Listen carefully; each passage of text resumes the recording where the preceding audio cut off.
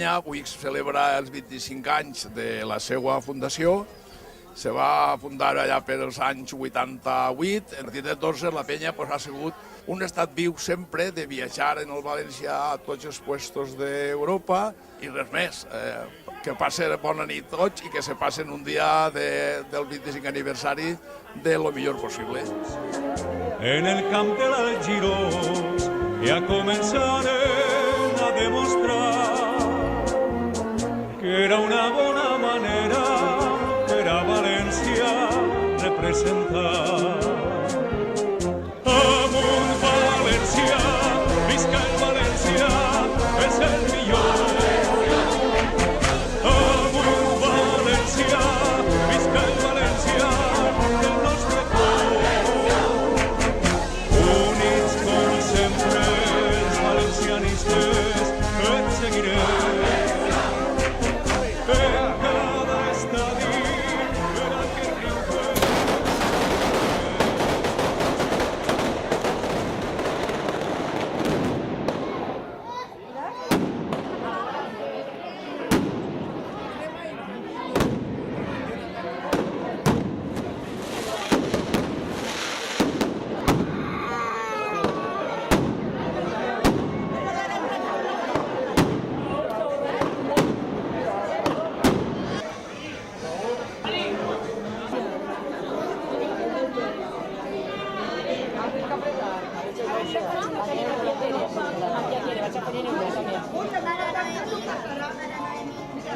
Soy Jaime Mathieu del Valencia y bueno, vengo aquí para el aniversario de la Peña y estoy muy feliz de estar aquí y bueno, felicidades a todos y un abrazo a todos.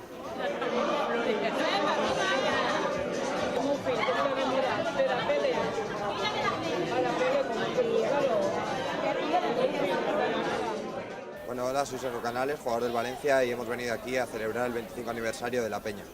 Un saludo y que lo paséis bien. En la capital del Túria es el Valencia que viste blanc y de fe en la camiseta ple de coratge per a guanyar. En Mestalla continuarem sempre esforçant-se per a triomfar i les glòries arribaren i en competència continuarà.